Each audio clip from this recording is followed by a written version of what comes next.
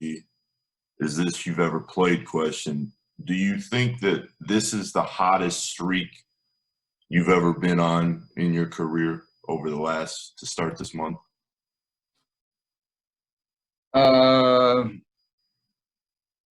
Context of seasons are always different, but this is obviously the numbers, 30 plus and all that. It's obviously the longest streak, so there's a good vibe there. Arguably the best I felt physically and in rhythm, shooting the ball, just seeing the game. So trying to make it last as long as I can. Are you surprising yourself at all coming off that tailbone injury that it seemed like it was kind of hindering you a bit and just turned into this right away? Might have maybe focused a little bit more because it kept me more alert at the beginning, trying to manage the game and understand I would try not to fall on it as much. And then as I've gotten more comfortable, just found a really good rhythm. And I think the work that goes in behind the scenes of trying to get ready for every game and trying to get your body and your mind ready to play, coming off of an injury like that has helped. So never too high, never too low, but I feel really good right now.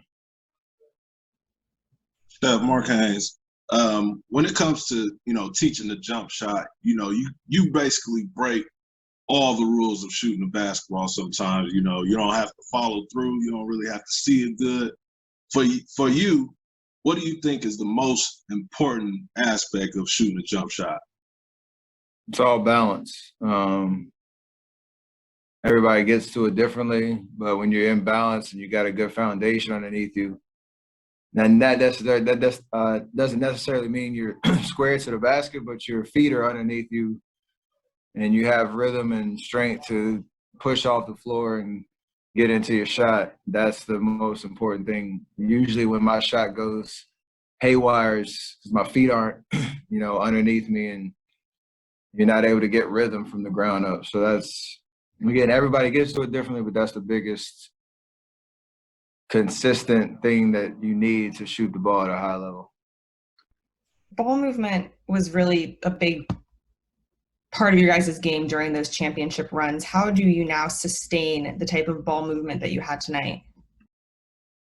Being intentional about it and understanding we can always get a good shot, but with the lineups that we have out there, our best bet is to search for that great shot, and usually that comes with force of cuts and moving it just to the open guy. Coach says that all the time, but it is, sometimes it's you have to trust that you're going to get to that and not try to force things, every possession. You saw it tonight. Over the last 3 games, we've established a rhythm around that and found a way to, create really good shots, and everybody feeds off of that energy. You can see all the smiles out there. It's not, there's no coincidence that playing that way and everybody feeling involved and creating great shots. It's contagious, the joy that you play with like that. Is there also trust needed from you to your other teammates to knock down those shots after you make the extra pass, or just building this chemistry? Because I know a lot of these guys on the roster this year weren't here during that run and stuff. Yeah, but that comes by just the reps. Even tonight in the first quarter, we didn't start off blazing hot, but we were creating good shots. And so over the course of 48 minutes, one, it wears on the defense because you're flying around having to, make multiple efforts, and it seems like, the ball does move faster than bodies, do. So you're, playing with force that way. But the trust comes because everybody feels involved and there's space out there. So just kind of, the proof is obviously in the pudding with how we've played, recently.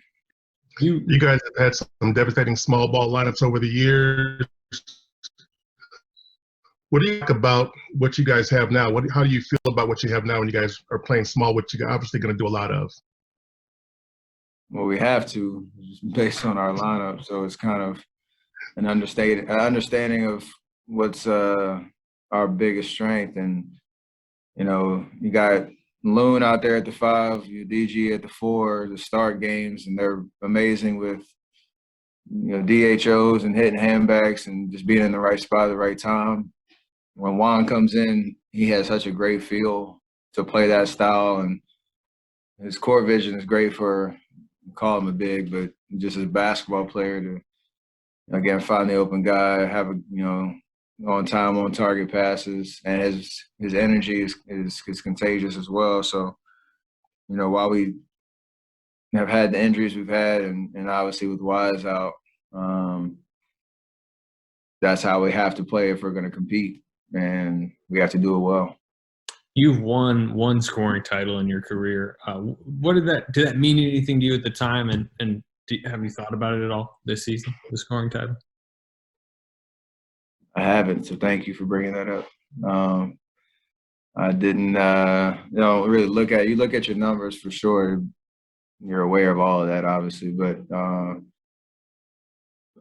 was that? What was that? Oh, I was 15, 16.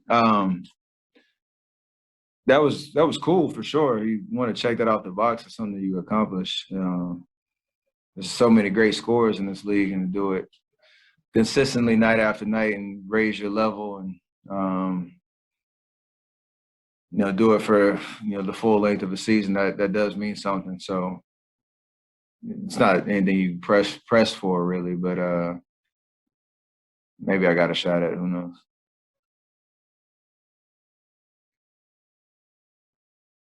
What do you think of Gary Payton in the fourth? I think he had 4 steals in 9 minutes. He has a reputation of being a pass on the ball and, you know, making his presence felt immediately. This is his first real significant, or his first playing time with us, and he was everywhere. And it's interesting when a guy comes in and has that reputation, and everybody's just kind of talking you up that you're that type of dude on defense, and then you get 9 minutes, and you obviously he showed it. So pressure really isn't anything for him in terms of just being himself, going out there trying to impact the game the way that he knows how, and it was great to watch. When you guys are playing small and the Last one, go ahead, flying 11 tonight for you, would it mean anything to you to get that 3-point record back from Clay? Absolutely. Absolutely. I was kind of joking with some of the guys tonight because I remember Chicago, and he did it in 3 quarters.